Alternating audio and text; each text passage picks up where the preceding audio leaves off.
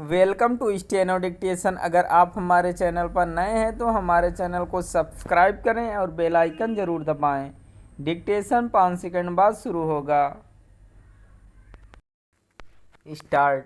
संयुक्त राष्ट्र महासभा में भारतीय विदेश मंत्री एस जयशंकर ने यह कहकर विश्व की बड़ी शक्तियों को आईना दिखाने का ही काम किया कि वह जमाना चला गया जब कुछ देश एजेंडा तय करते थे और यह अपेक्षा करते थे कि अन्य सभी देश उसका अनुसरण करें। यह अच्छा हुआ कि उन्होंने यह कहकर कनाडा और अमेरिका को भी यह जरूरी संदेश देने का काम किया कि राजनीतिक सुविधा से आतंकवाद पर कार्रवाई स्वीकार्य नहीं। ज्ञात हो कि जहां कनाडा खालिस्तानी आतंकियों को संरक्षण देने में लगा हुआ है, वहीं अमेरिका भी खालिस्तान समर्थक चरमपंथियों के प्रति नरमी बरत रहा है। भले ही कनाडा में एक खालिस्तानी आतंकी हरदीप सिंह निज्जर की हत्या पर अमेरिका भारत को नसीहत देने में लगा हो, लेकिन भारतीय विदेश मंत्री के कथन से यह साफ है कि भारत कनाडाई प्रधानमंत्री जस्टिन ट्रूडो के बेतुके आरोपों को कोई महत्व नहीं देने वाला।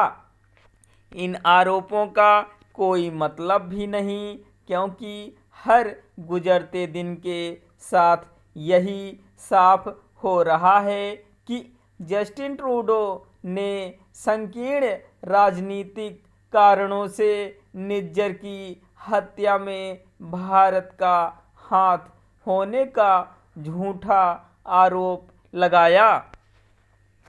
भारतीय विदेश मंत्री ने जिस तरह यह कहा कि अब कुछ देशों का एजेंडा नहीं चलने वाला, उसका अर्थ यही है कि कोई भी देश कम से कम भारत से यह अपेक्षा न रखे कि वह उसके एजेंडे के हिसाब से चलेगा।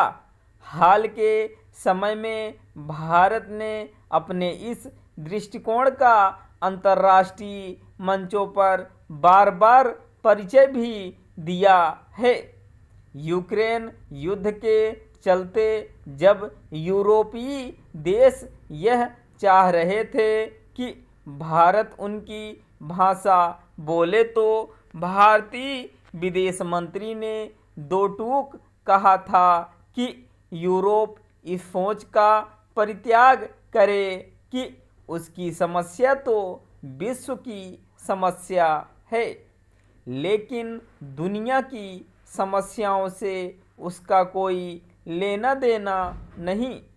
यूक्रेन के मामले में भारत ने अमेरिका की भी हाँ में हाँ मिलाने से इनकार किया और उसके इस प्रस्ताव को भी ठुकराया कि वह नाटो प्लस का हिस्सा बन जाए।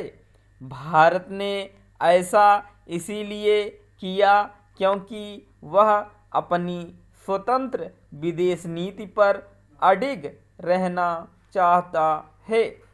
इसी के साथ यह भी एक तथ्य है कि प्रधानमंत्री मोदी ने रूसी राष्ट्रपति पुतिन से साफ तौर पर यह कहा था कि यह युग युद्ध का नहीं है।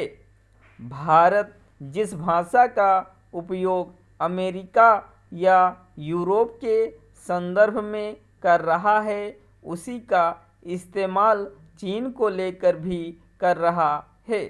भारत ने चीन को यह संदेश देने में कोई कोर कसर नहीं उठा रखी है कि जब तक सीमा पर पहले जैसी स्थिति बहाल नहीं हो जाती तब तक उससे संबंध सामान्य नहीं हो सकते। इसी कारण प्रधानमंत्री मोदी ने ब्रिक्स सम्मेलन में चीनी राष्ट्रपति को भाव नहीं दिया था। वास्तव में इसी कारण चीन ने नया नक्शा जारी करके अरुणाचल प्रदेश पर अपना दावा जताकर अपनी खींच निकाली थी।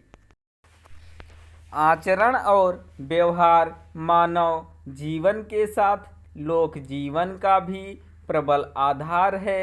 यद्यपि इसके कई माध्यम हैं, किंतु सामान्यतः मन, वाणी और कर्म ही व्यवहार के माध्यम बनते हैं।